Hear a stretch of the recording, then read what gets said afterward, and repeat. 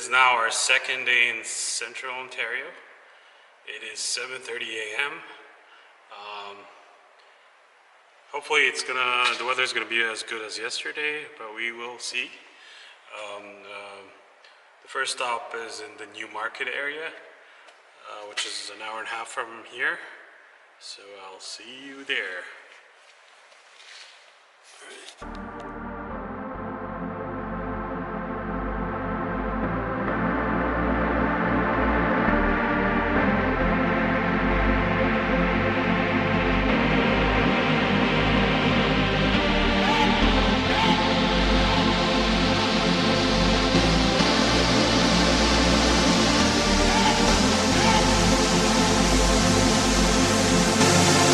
Our first stop is a Taj Mahal lookalike,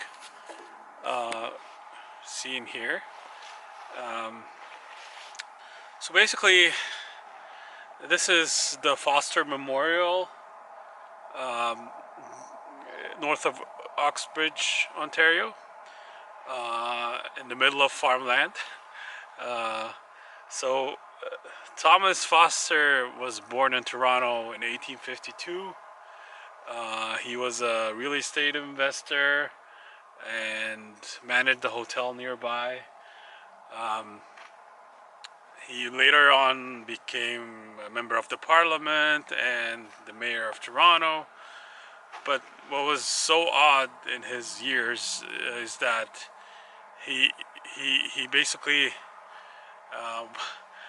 offered women marriage if they can basically whoever can have more kids in the course of 10 years, he would marry them. That was odd. But anyway, in his visit to Taj Mahal, where whoever built Taj Mahal was a symbol when his wife died, he wanted to do the same for his wife when she died.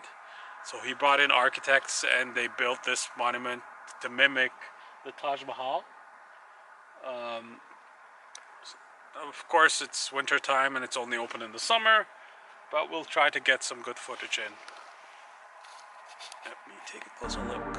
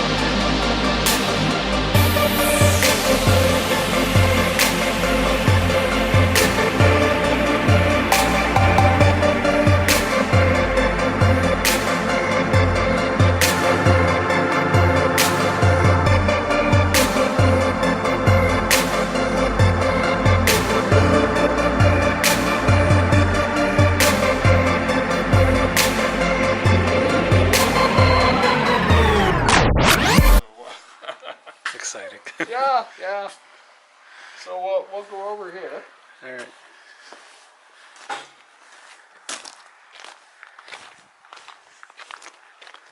So Willie's Jeep, it was going to be lawn art. Somewhere along the line, the scope of the project changed. So this is a driver. 1946 CJ civilian Jeep. The only part that's military are the seats and I think the crankshaft and whatnot in the engine and the front fenders. And the rest is? The rest is civilian. Okay. So the front fenders are Ford. Henry Ford made the front fenders on this particular one, and the rest of it is Willie's. So Henry Ford was clever, and he marked all his parts with the letter F. So see the letter F stamped in there? Yeah. Yeah, so I know it's Henry's front fenders. So that's how you know it's authentic? Yeah. Okay.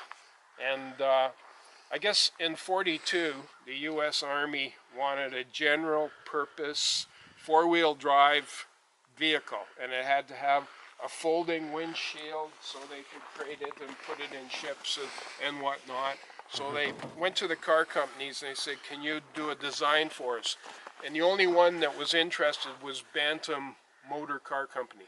So they went to Bantam, they liked the design, they said to Bantam, but we're going to give the contract to Ford and Willys because you'll never be able to build the quantity of Jeeps that we need. I guess Ford back then was the manufacturer, manufacturer, I guess. So anyways, Bantam got to build the trailers, and Ford and Willys built the Jeeps. So, and I guess, you know, back then during the war, you know, copyrights didn't matter or anything like that. It was war work. So this was Willys' design, the flat hood. They could lay a road map and a compass and whatnot out on it. And this was Ford's design with the lights and the grill, but the military had another 2 bars in the grill. So that's basically, when I see a civilian Jeep and a military one, I look there and I can tell you right away. So I did this one up in my father's regiment colors. He was a tank mechanic in World War II, so the 76 is their tactical number, and the maple leaf is 4th Canadian Armored Division. Keeper, I call this Model A, one of my lawn art. It's typical Model A Ford, but my chassis is television aerial, and my braces for the running boards are T-iron fence posts. Oh. And I keep my gasoline in here for the snow blower and chainsaws, whatnot, my dirty paintbrushes. Okay. So it's beautiful storage, out of sight, out of mind. Vented, it's safe. T-iron fence post, concrete rebar, and a chunk of car radiator, and it's all done up to make it look like it should. Electrical panel for the running boards. If I was to do another Model A for the road, this one's got potential. I've already done the subframe and the bottom 6 inches of the doors, but I've done 5 Model A's for the road, 3 for the lawn, and 1 for the bedroom. So it's. And I guess you always get the measurements from the real thing, like museums and whatnot. It's not going to happen anytime soon. Working on this. Yeah. You're good with your boots, when you cross. Okay, this was my second attempt at doing an airplane. My first attempt was Snoopy's plane, this up with Camel. So this is 1918 Red Baron's plane, Fokker DR-1. Had a high rate of climb. Because of the 3 wings, it was dead slow, lots of drag. Yeah. Serious design problem in it. It was known to lose wings. There was 376 of them made. The reason why it's famous, the Red Baron got shot down in it. Oh. So twin Spandu machine guns synchronized to fire through the propeller. French were the first to come up with the idea. Deflector blades on the propeller, soft nose bullets. Every 5th bullet hit the propeller, knocked their buddy down beside them, ricocheted, you know. Germans come out with a hydraulic... It's a big design flaw. Germans come out with a valve tappet hydraulic arrangement for synchronizing. The Brits come out with a mechanical device like the lead screw on a lathe when you cut a thread and whatnot. So everybody had a go at shooting through the propeller to shoot the enemy down. The only part of that plane that's real airplane is the propeller, and it's World War II Avro Anson. You can see the Model A Ford wheel in the front represents the rotary engine. The crankcase is the end off a propane barbecue cylinder, 20-pounder. My cylinders for the engine are the Coleman stove throwaway propane cylinders. Landing gear, mid-80s GM spare donut type wheels. So the controls work. If you sit in it, the ailerons work, the rudder works, and the elevator works and whatnot. But it is full size. So that's... Years ago, I built that. So that was my first attempt. I carved the propeller out of a cedar fence post. I didn't have nerve enough to drill those Coleman stove propane cylinders out, so I used apple juice cans. Oh. So there's 9 apple juice cans on there. That was the rotary engine, true rotary engine. So these cylinders turn with the propeller, and you had a terrible gyroscopic effect. I think it was the right turn wanted to screw you into the ground, and the left turn was a big climbing, sweeping radius. So that's what was killing pilots. Mainly it was, you know, this gyroscopic effect from all that mass and the nose moving. Yeah. It's concrete rebar, the fly rods. My engine cowl is actually 2 rims from wooden spoked horse-drawn buggy wheels.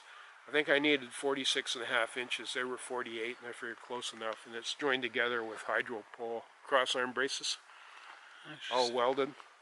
So it took 9 months to build that plane. It took 9 months to build that plane, but half the hours. I learned from this one that I should make a jig up, and when you make a jig, it goes a heck of a lot quicker. Everything's square and plumb, and Even the shaping is, yeah.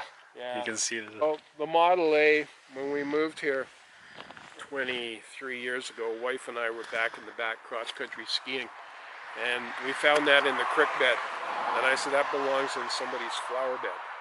I didn't think it was going to be our flower bed, but 6 years later, when we decided to do the bed and breakfast, I went to see the farmer. I said, what are you going to do with that body back there? And he said, nothing. Why? I said, I have the rest of the parts. I can make it look like it should. So that's a mixture of all 4 years, 28, 29, 30, 31. They only made Model A Fords for 4 years. The only part that's airplane are the rear wheels. I took the airplane tires off and I bolted the Model A wheels to the magnesium airplane rims. So a little bit airplane lives on in that car. But